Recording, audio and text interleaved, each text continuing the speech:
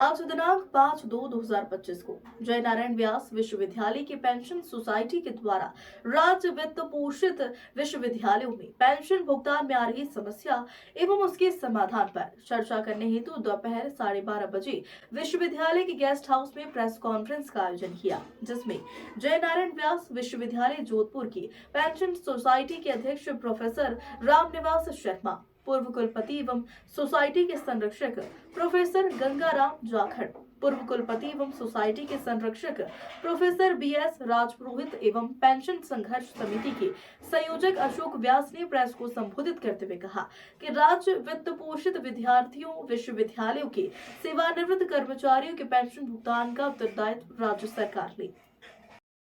विश्वविद्यालय है जोधपुर, बीकानेर, उदयपुर, जौनपुर और कोटा, पांचों कृषि विश्वविद्यालय की जो पेंशन एसोसिएशन की फेडरेशन का भी अध्यक्ष हूँ मैं और यहाँ जोधपुर में रहता हूँ। कृषि के आज की तारीख में 5 विश्वविद्यालय हैं और पांचों विश्वविद्यालय में विद्यार्थियों की संख्या 10,000 से ज़्यादा नहीं है। पांचों की मिला करके जो फीस आती है, विद्यार्थियों की फीस आती है वगैरह आती है कि भाई उसे इनकम होती होगी, 10,000 से ज़्यादा विद्यार्थी नहीं है। उसमें भी आपने बताया कि कितनी फीस माफ होती है, वो होती है, वो सब हमारे ऊपर भी लागू होती है कृषि विश्वविद्यालय में कि भाई इनकी माफ है, इनकी माफ है, इनकी माफ है। तो 2000 मैं प्रोफेसर भंवर सिंह राजपूत, पूर्व कुलपति जय नारायण व्यास विश्वविद्यालय, मैं आपके माध्यम से राज्य सरकार से पुनः निवेदन करता हूं कि आप इस अटलधर्मिता को छोड़ करके तुरंत प्रभाव से पेंशन का पूरा प्रभार स्वयं लेकर के ट्रेजरी के माध्यम से पेंशन का भुगतान करें। हम नहीं कहते कि विश्वविद्यालय को कैश भेजिए, विश्वविद्यालय को फंड ट्रांसफर कीजिए, क्योंकि विश्वविद्यालय फिर है जो इधर उधर कर लेगा और हमें हर हालत में हर बार इस उम्र में इस दराज में आकर के हमें जो मुंह की ओर ताकते रहते हैं, अधिकारियों को हाथ जोड़ते रहते हैं। ये बेगिंग करना हमने टीचर का काम ही नहीं। टीचर का मतलब खुददारी, यदि वो खुददार नहीं तो टीचर कैसा हुआ, और यदि टीचर खुददार नहीं होगा तो आने वाले जनरेशन हमारी कैसी होगी, हमारे युवा कैसे होंगे। तो मैं आपसे निवेदन करना चाहता हूं, और निश्चित तौर पर सरकार संवेदनशील नहीं है मगर आप जरूर है, क्योंकि आप हमेशा जनता के बीच में जाकर सुनते हैं और आपका एक अपना कर्तव्य निभाने के दृष्टि से आप जो भी गलत होता है उनको गलत कह करके बात कहते हैं कि नहीं, इनको ये इनका हक है जो मिलना चाहिए, ये हमारा हक है, वैधानिक हक है। और इससे सरकार विमुख हो रही है और विमुख होकर के सरकार के पास ताकत ज्यादा है, तो उस स्थिति में हम लड़ नहीं सकते। परंतु आपके माध्यम से ये बात उनको कहना चाहते हैं कि आप तुरंत प्रभाव से दीजिए, न तो आप कोई जमीन लेंगे न कोई जमीन को बेचेंगे। जो को भी दीर्घकालीन प्लानिंग की थी, चाहे किसी तरह की रिसर्च हो हमारी, तो वेस्टर्न राजस्थान के अनुरूप रिसर्च तभी होगी जब इसके लिए पैसा कौन देगा, R&D पर पैसा खर्च कौन करेगा, द स्टेट गवर्नमेंट, और स्टेट गवर्नमेंट इससे दूर नहीं भाग सकती। आपसे यही निवेदन है कि हर हालत में हमको 7वें पे कमीशन कैरियर नहीं मिला। 2020 से जो भी हमारे साथी रिटायर हुए इनको किसी प्रकार का कोई बेनिफिट नहीं दिया गया, कम्यूटेशन ऑफ पेंशन नहीं दिया जा रहा है, और यहाँ तक कि एनकैशमेंट लीव तक नहीं दिया रहा, प्रोविडेंट फंड के और ग्रेचुइटी के पैसे नहीं दिए जाते हैं, और उसके लिए महीनों उनको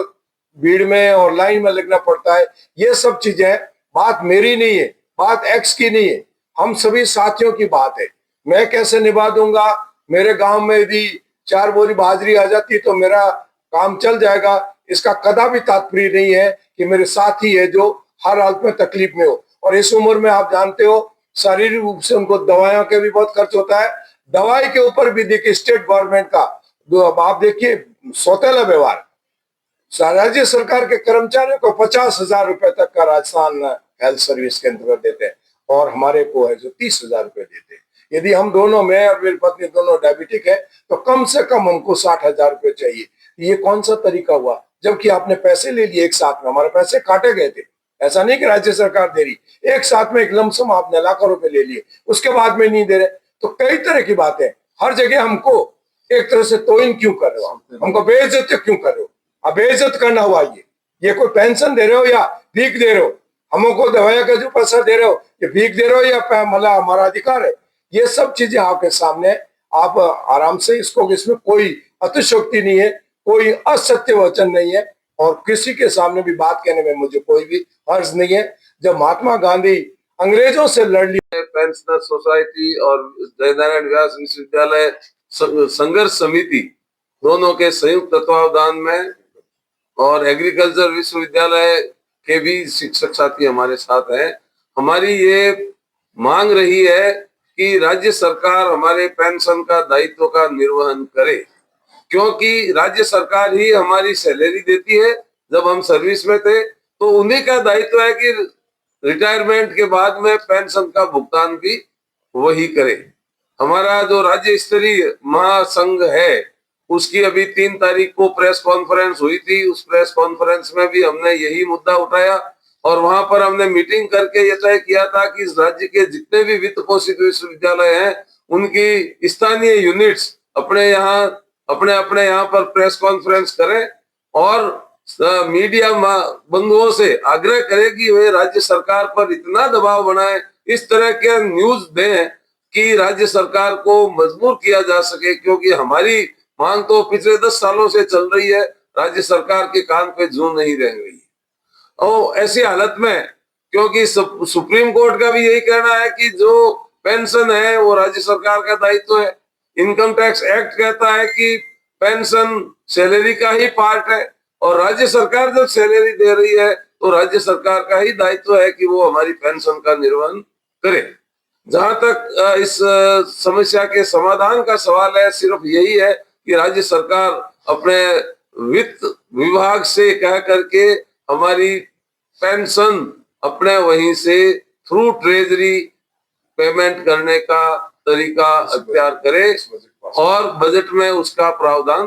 करे। जो हमारी कर्मचारी है टोटल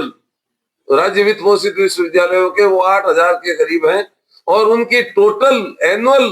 पेंशन जो है वो 550 करोड़ रुपए होती है। मात्र जो कि राज्य सरकार के कर्मचारियों को दिए जाने वाले पेंशन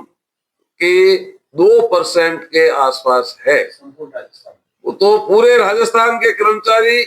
अगर 100 रुपए की पेंशन लेते हैं तो हमारे लिए सिर्फ 2 पैसे की जरूरत है, जो राज्य सरकार को सहानुभूति रखनी चाहिए, लेकिन राज्य सरकार जो है सहानुभूति नहीं रख रही है। और 3 तारीख को हमने ये तय किया था